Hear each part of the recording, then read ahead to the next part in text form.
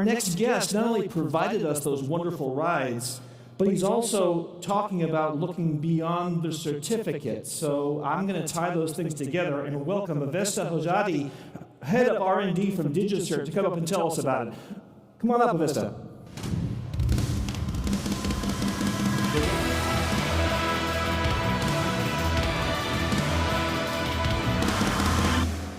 Well, hello everyone. It's great to be here. Perhaps one way or other, we all have heard about digital transformation. I think the example of driving environmental-friendly cars, connected vehicles, utilizing documents that you're able to cryptographically sign remotely, and obviously through the pandemic that we started seeing the utilization of digital certificates and the similar type. I want to do a level set, and the level set for me is to understand the general definition of digital transformation. What is digital transformation? You know, the terminology could be widely used, but we need to understand the overall meaning. Anything from customer experience, employee experience, product digitalization, cost control, and obviously the terminology Industry 4.0 could be defined as digital transformation. The importance of this specifically goes into the compound annual growth rate of digital transformation. It has been predicted that in the next 8 years, we will have 17% growth every year. Why this is important? Well, this is an opportunity to obviously make money, but it's also an opportunity for us to innovate. And that innovation by itself specifically comes around one factor that is important to every single one of us, and that is trust. Without digital trust, there is no transformation. I'll give you an example. You could go ahead and transfer all your documents from paper to Excel sheets or PDF, but if you're not able to securely store those, you're not really doing transformation, you're creating yet another problem for your IT admins or for your users. Let's take a specific look at this in the case of public key infrastructure, or PKI, when we consider digital trust. In this specific graph, we have complexity on the y-axis and time on the x-axis, and if you're not familiar with TLS or SSL, this is basically where you're able to provide the transfer layer security for connections on the internet, and over time you have seen that compliance and the standard has played a massive role in this specific topic. But if you move forward, we are seeing that as we are adding more digital connections to the internet and we require to have more trust, there's one more factor into that, which is the management of these widely distributed certificates. And this by itself has its own complexities. If you consider a very large enterprise, you have a number of different units. Each unit has a specific use case that they require to use different type of certificates. And this by itself becomes cumbersome if you consider compliance and the risk that is associated with that. But also there is one more big factor that in the past 5 years that we have seen that is rising, and that is the connected ecosystem. Your mobile phone is connected to a number of different applications and the servers in the back end. If you're driving an electric car, that electric car requires to receive over-the-air updates. If you have a smartwatch, very similar. So as we are moving towards this digital transformation, we are seeing more connections are being built, but also we are seeing the complexity that is coming into those connections, and one of the factors that we will get into today specifically will be that digital trust. Let's look at the increasing demand on IT and security. So I'm going to build this from the foundation, and then we will work our way up. And the increasing complexity and risk specifically for a PKI administrator or public key infrastructure admin could be defined in 3 different bullet points. One is the shrinking validity of the certificates. Historically, certificates were able to last 3 to 5 years, depending on the specific type of certificates that you have. But as I've seen that the industry has evolved, we have seen certificates as short validity as a day or even a few hours. And this by itself means a higher volume of management of certificate will be required. We have also seen the increasing PKI use cases. You're not only making the connections to your web server secure, but also you're utilizing PKI for document signing, a very big factor of digital transformation. You're also seeing utilization of PKI for the connection to IoT devices, and we have also seen client certificates in the case that you're able to issue certificate to individuals. Also, we are seeing increase in the validation requirements. In the past, you could have just have very small number of elements that require to be validated, but today, given the regulations that are being pushed in specific regions, those requirements are also increasing. The second bucket will be identity access management managers. This is where not only PKI, but other elements of security are being utilized in order to manage your specific environment. One of those that you all have heard about is Zero Trust. We have also heard about remote work. In the past 2 years, we have seen about 100% of the workforce has been moved towards remote work, which requires a different security posture. And as many of you are probably utilizing passwords, an era for passwordless authentication is picking up, and that by itself has its own complexity. Finally, the network security, the DevSecOps, and the OT security, which they have to deal with all these connected devices, the cloud deployments, the hybrid models, multiple different clouds, and then the operational technology that they have to deal with. Overall, these three specific buckets by themselves are creating the complexities that goes around digital trust. And that by itself for us could be defined in a number of different ways. Users, devices, documents, DevOps or DevSecOps, as well as servers. And in each specific category, what is important to understand is the massive opportunity for not only the providers, but for the users to utilize these either new technologies or innovate in specific categories. Let me give you an example, which is the example of hosting companies, as I think it alludes for most of the individuals in this room. Traditionally, a hosting company was defined as somebody who provides the storage, there is a DNS access that they're able to provide, and obviously there's a number of different products they can add to that. But what we are seeing is a new era for hosting providers. They are solution providers. Specifically, in the case of digital trust, they're able to provide a number of different elements that is able to solve specific use cases for their end customers. I was having a conversation a few hours ago in regards to what is really connected devices, or how do you define that as being an IoT device. And I think generally is kind of hard to digest the terminology, but connected devices are nothing beyond your vending machines that they have connection to the internet.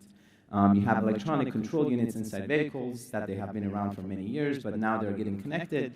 And all of these together are able to kind of provide that opportunity for new solutions that hosting providers could be a part of. Let's look at some statistics here, specifically in the case of PKI, and this is a survey that we ran a few months ago. In this specific survey, a typical enterprise on annual basis is managing about 50,000 certificates.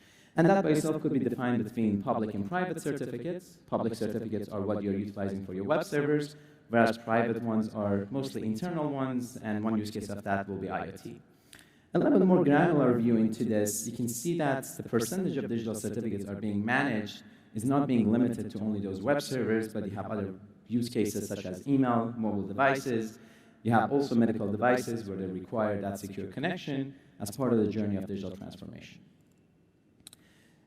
Let's specifically look at trust in connected devices environment. I think this is something that we are seeing more every day. I remember a few years ago when I was building a house, I really wanted to be a smart house. I started getting my my thermostat, my Amazon, and a number of different devices, and yet I didn't have a personal website. Not that it's a requirement, but as an individual, you can see that more users are being connected in different shapes or forms that we traditionally were counting on. And again, this by itself is an opportunity. But there are many different challenges if you consider this broad spectrum. One of those is developers. Often developers will ask, how would I be able to actually court for different microcontrollers, MCUs, operating systems, specifically if you're dealing with IoT devices where they're resource constrained. You have a small amount of memory, your energy consumption is pretty low. You also have some challenges that chip manufacturers are dealing with. If you're creating this microcontroller, you want to be able to embed security within that microcontroller. One way is to have an additional microcontroller, such as TPMs or Trust Platform Modulars, or you could just go ahead and have a software approach to this. You also have device makers. How do I provision identity into this specific device that is going to last for the next 20 years? And finally, you have the device operators, where they could ask questions such as, how am I able to update the or maintain the security over a specific period of time? To each one of these specific challenges, obviously needs to be either an answer or opportunity. And specifically in the case of developers, they could be developing on a number of different multiple operating systems, which could be a central management, which is able to provide updates to those. To chip manufacturers, you could provide integration of secure elements. This is where you're either utilize secure libraries within that chipset. For device makers, you're able to provision identity within that device. Example is creating the public and private key pair within the device at the time of manufacturing. And finally, for a device operator, you can think about secure communications, such as providing over-the-air update, where is secure and comes from a trusted source. So overall, digital trust in ecosystem must address the challenges across the entire ecosystem. You could just go ahead and pick up one bucket. You have to think about the entire journey. Let's deep a bit deeper into how we are providing this specific lifecycle management. If there's a challenge, if a customer comes to you, it must be a solution. And specifically in the case of PKI, we are dividing this into three distinguished buckets: discover, automate, and monitor. You can't automate what you can't see, therefore discovery becomes an essential part of this. Once you automate, you need to be able to monitor that over time. Not that you require to have the same amount of force to look at your entire infrastructure, but you need to be able to have individuals who are able to create policies for the automated fact. And then finally, you have the monitoring portion of this, which is constantly discover, report, and orchestrate your entire ecosystem. Let's look at discovery specifically, and why is it important for digital transformation. An accurate discovery solution is able to define the threat landscape, and this by itself is one of the big fundamentals for digital transformation. But like anything else, there's a good and bad portion into it.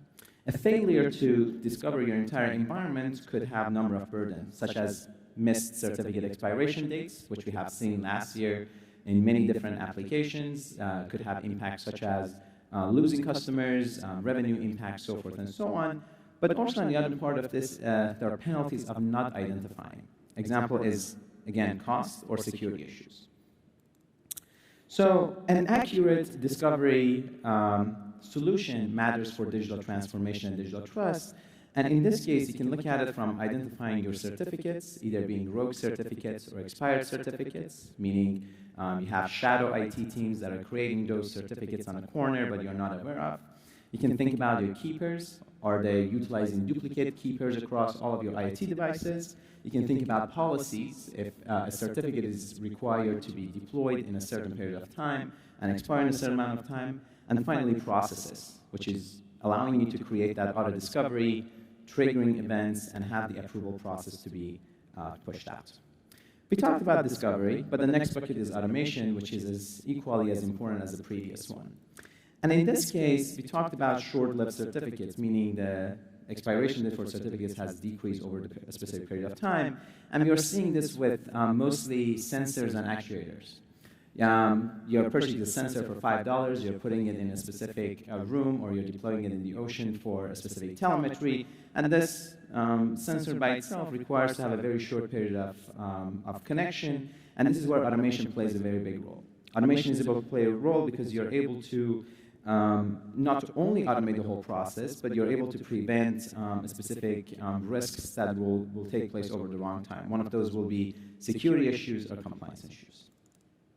So overall, a scalable automation solution matters for digital transformation because the issuance, installation, renewal, monitoring, and discovery of those certs are equally as important as the business case that they are surrounded with.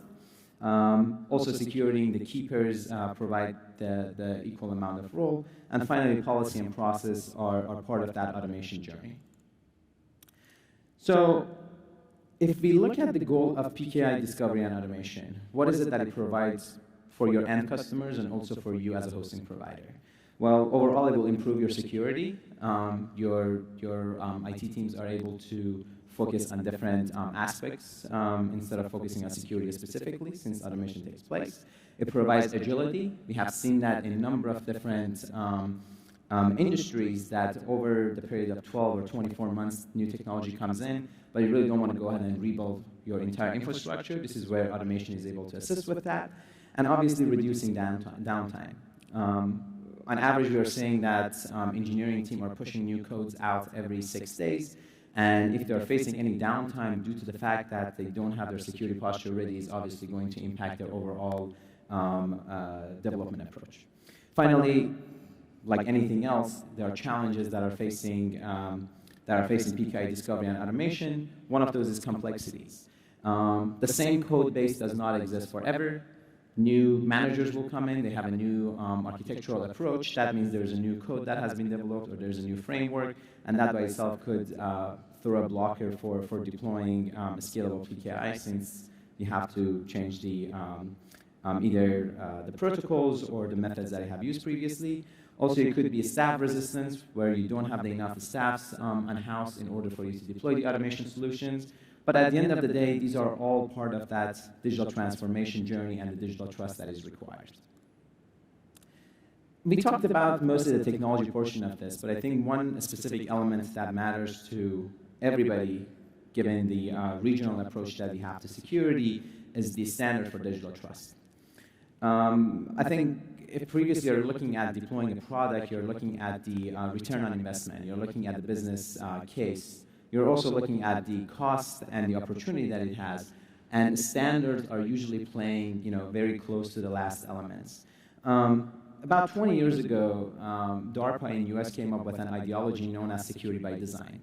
That means once you're designing an application, you should include security within that design process. And this is where standards are playing that role for digital trust. If you're designing an application, if you're designing a framework or specifically solving for a problem, you need to consider compliance. You need to consider operation that you can trust on. You could also consider, or must consider, scalability and reliability. A business case is only as limited as the vision that the individual who has designed it. Therefore, you need to think for a solution that is scalable. Also, supporting multiple different use cases is important. We are seeing new use cases are adding up. A good example of that is utilizing quick response code or QR codes for vaccine validation. Previously, we were using QR codes for menus, we were using QR codes for accessing specific URLs, but as we saw through the pandemics, these codes are being cryptographically signed, they are being used as a proof of an individual being vaccinated. And finally, digital trust should fit the future ecosystem. A good example of this is if you are implementing a solution and that solution by itself is going to last for the next 20 years, is it going to be bulletproof against the threat of quantum computers? This is specifically a big problem when you're dealing with classical security algorithms such as RSA or ECC versus the threat that quantum computers are causing. Let's look at the platform approach to digital trust, and I think this will be very important for hosting providers because as I previously mentioned, hosting providers are often being defined as, here is your website, here's your storage, and you're able to basically run your website off of that. But we are taking a different look at that one.